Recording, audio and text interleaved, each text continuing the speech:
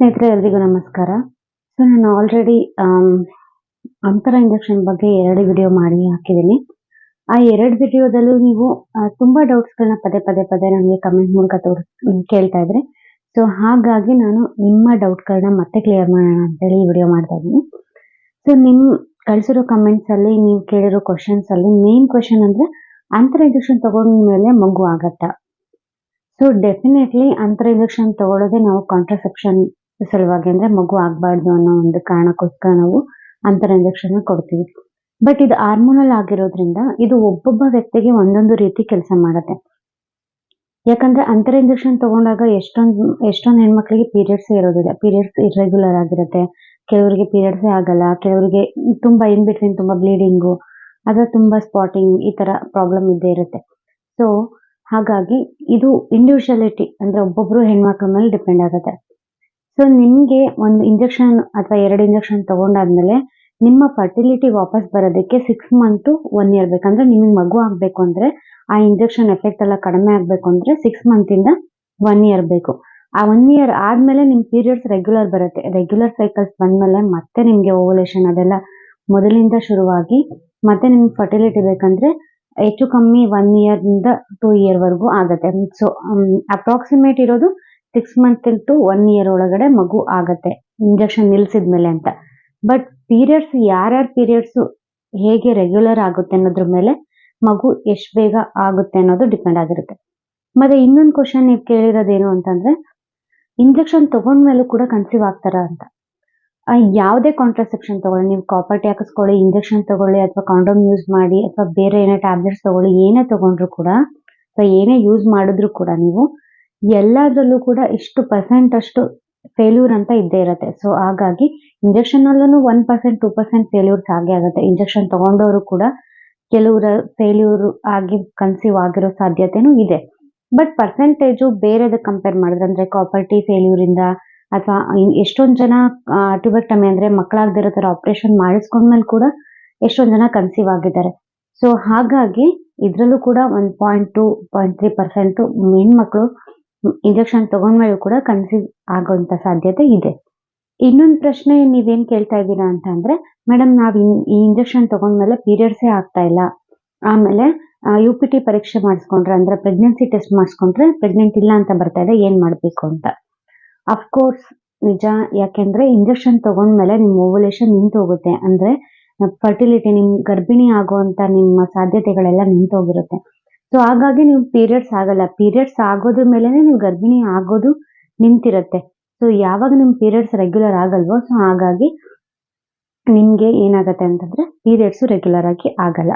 So ನಿಮ್ಗೆ doubt ಇತ್ತಂದ್ರೆ, ಯಾಕಂದ್ರೆ ಒಂದೊಂದ್ಸತಿ ಫೇಲ್ಯೂರ್ ಚಾನ್ಸಸ್ ಇರೋದ್ರಿಂದ 3 ಮಂತ್ಸ್ 4 ಮಂತ್ ಆದ್ಮೇಲೆ ಒಂದ್ಸಲ ನೀವು UPT ಪರೀಕ್ಷೆ ಮಾಡಿಸ್ಕೊಳ್ಳೋದ್ರಲ್ಲಿ ತಪ್ಪೇನೂ ಇಲ್ಲ. ನೆಗೆಟಿವ್ ಬಂತು ಅಂದ್ರೆ ನೀವು ವರಿ ಮಾಡ್ಕೊಳ್ಳೋ ಅವಶ್ಯಕತೆನೂ ಇಲ್ಲ. ಯಾಕೆಂದ್ರೆ ಎಲ್ಲಾ ಹೆಣ್ಮಕ್ಳಲ್ಲೂ ಇದು ಇಂಜೆಕ್ಷನ್ ತಗೊಂಡ್ಮೇಲೆ ಪೀರಿಯಡ್ಸ್ ಇರ್ರೆಗ್ಯುಲಾರಿಟಿ ಇದ್ದೇ ಇರುತ್ತೆ. ಕೆಲವರು 3 ಮಂತ್ಸ್ 4 ಮಂತ್ ಆದ್ರೂ ಆಗಲ್ಲ, ಕೆಲವರು 6 ಮಂತ್ ಆದ್ರೂ ಆಗಲ್ಲ, ಕೆಲವರು ಮೇಲೆ ಇಂಜೆಕ್ಷನ್ ಅಂದ್ರೆ 2-3 ಇಂಜೆಕ್ಷನ್ ತಗೊಂಡ್ರು ಅಂದ್ರೆ ಅವ್ರು ಕಂಟಿನ್ಯೂಸ್ ಆಗೇ ಇರಲ್ಲ, ಪೀರಿಯಡ್ಸೇ ಆಗಿರಲ್ಲ. ಸೊ ಪೀರಿಯಡ್ಸ್ ಆಗಲ್ಲ ಅನ್ನೋದೇನು ಒಂದು ದೊಡ್ಡ ಸಮಸ್ಯೆ ಅಲ್ಲ. ಇಂಜೆಕ್ಷನ್ ನಿಲ್ಸಿದ್ಮೇಲೆ ಅದ್ರ ಎಫೆಕ್ಟ್ ಎಲ್ಲ ಕಡಿಮೆ ಆದ್ಮೇಲೆ ರೆಗ್ಯುಲರ್ ಆಗಿ ನಿಮ್ ಪೀರಿಯಡ್ಸ್ ಆಗತ್ತೆ. ಮತ್ತೆ ಇನ್ನೊಂದು ನಿಮ್ಮ ಡೌಟ್ ಏನಪ್ಪಾ ಅಂದ್ರೆ, ಮೇಡಮ್ ಯಾವಾಗ್ಲೂ ಬ್ಲೀಡಿಂಗ್ ಆಗ್ತಿರುತ್ತೆ, ನನ್ ಪೀರಿಯಡ್ಸ್ ಆಗಿದೀನೋ ಇಲ್ವೋ ಅನ್ನೋದೇ ನಂಗೆ ಗೊತ್ತಾಗ್ತಿಲ್ಲ ಅಂತ. ನಾನು ನಿಮ್ಗೆ ಮೊದಲೇ 2 ವಿಡಿಯೋದಲ್ಲಿ ಹೇಳಿದೀನಿ, ಇಂಜೆಕ್ಷನ್ ತಗೊಂಡ್ಮೇಲೆ ನಿಮ್ಗೆ ಸೈಡ್ ಎಫೆಕ್ಟ್ಸ್ ಯಾವುದೇ ಆಗಿರಲಿ, ಕಾಪರ್ ಟಿ ಏನೇ ಹಾಕಿಸ್ಕೊಳ್ಳಿ ನೀವು, ಸೈಡ್ ಎಫೆಕ್ಟ್ಸ್ ಅಂತ ಇದ್ದೇ ಇರುತ್ತೆ. ಸೊ ಈ ಇಂಜೆಕ್ಷನ್ ಸೈಡ್ ಎಫೆಕ್ಟ್ಸ್ ಏನಪ್ಪಾ ಅಂತಂದ್ರೆ ಸ್ಪಾಟಿಂಗ್ ಬ್ಲೀಡಿಂಗ್, ಅಂದ್ರೆ ಅವಾಗ ಸ್ವಲ್ಪ ಬ್ಲೀಡಿಂಗ್ ಆಗ್ತಿರುತ್ತೆ. ಅದು ಪೀರಿಯಡ್ಸ್ ಆಗಿರಲ್ಲ, ಅದು ಇಂಜೆಕ್ಷನ್ ಎಫೆಕ್ಟ್ ಆಗಿರುತ್ತೆ. ಸೊ ನೀವು ಅದಕ್ಕೆ ವರಿ ಮಾಡ್ಕೊಳ್ಳೋ ಅವಶ್ಯಕತೆ ಇಲ್ಲ. ತುಂಬಾ ಜಾಸ್ತಿ ಬ್ಲೀಡಿಂಗ್ ಆಯ್ತು, ನಿಮ್ಗೆ ತಡ್ಕೊಳಕ್ ಆಗಿಲ್ಲ ಅಂದ್ರೆ ಡಾಕ್ಟರ್ನ ಕನ್ಸಲ್ಟ್ ಮಾಡಿ ಬ್ಲೀಡಿಂಗ್ ನಿಲ್ಲೋ ತರ ಟ್ಯಾಬ್ಲೆಟ್ಸ್ ಎಲ್ಲ ಕೊಡ್ತಾರೆ. ಒಂದೊಂದ್ಸತಿ ಟ್ಯಾಬ್ಲೆಟ್ಸ್ ಕೊಟ್ಟರು ಕೂಡ ಕೆಲವರಿಗೆ ಬ್ಲೀಡಿಂಗ್ ಕಡಿಮೆ ಆಗಲ್ಲ. ಸೊ ಅದು ಸ್ವಲ್ಪ ದಿನ ಇರುತ್ತೆ, ಇಂಜೆಕ್ಷನ್ ಎಲ್ಲ ನಿಲ್ಸಿದ್ಮೇಲೆ ಅದೆಲ್ಲ ನಿಂತೋಗುತ್ತೆ. ಇಂಜೆಕ್ಷನ್ ಕೆಲವ್ರು ಕೇಳ್ತಾರೆ, ಮೇಡಮ್ ಇಂಜೆಕ್ಷನ್ ತಗೋಬೇಕಾ ತಗೋಬಾರ್ದ ಅಂತ ಕೇಳ್ತಾ ಇದ್ದಾರೆ. ನೋಡಿ, ಇದು ಡಿಪೆಂಡ್ಸ್. ಯಾಕೆ ಅಂತಂದ್ರೆ ಇಂಜೆಕ್ಷನ್ ಅನ್ನೋದು ಅದು ಹಾರ್ಮೋನಲ್ ಆಗಿರೋದ್ರಿಂದ, ಯಾವುದೇ ಹಾರ್ಮೋನಲ್ ಅಂತಂದ್ರೆ ಅದು ನಮ್ಮ ಬಾಡಿನಲ್ಲಿ ಕೆಲವೊಂದು ಬದಲಾವಣೆಗಳನ್ನ ಮಾಡ್ತಾನೆ ಇರುತ್ತೆ. ಸೊ ಹಾರ್ಮೋನಲ್ ಇಂಜೆಕ್ಷನ್ಗಳನ್ನ ನಾವು ತಗೊಂಡಾಗ ಕೆಲವರು ದಪ್ಪ ಆಗ್ಬೋದು, ಕೆಲವರು ಸಣ್ಣ ಆಗ್ಬೋದು, ಕೆಲವರಿಗೆ ತುಂಬಾ ಸುಸ್ತಾಗ್ತಿರ್ಬೋದು, ಅಥವಾ ಕೆಲವರಿಗೆ ಏನೂ ತೊಂದರೆನೇ ಕೊಡದೇ ಇರ್ಬೋದು. ಸೊ ಈ ಇಂಜೆಕ್ಷನ್ ಇಂದ ಏನಾಗುತ್ತೆ ಅಂದ್ರೆ ನಿಮ್ಮ ಫರ್ಟಿಲಿಟಿ ಡಿಲೇ ಆಗುತ್ತೆ. ಅಂದ್ರೆ ನೀವು ಪ್ರೆಗ್ನೆಂಟ್ ಆಗುವಂತ ಸಾಧ್ಯತೆಗಳು ತುಂಬಾ ಲೇಟ್ ಆಗತ್ತೆ.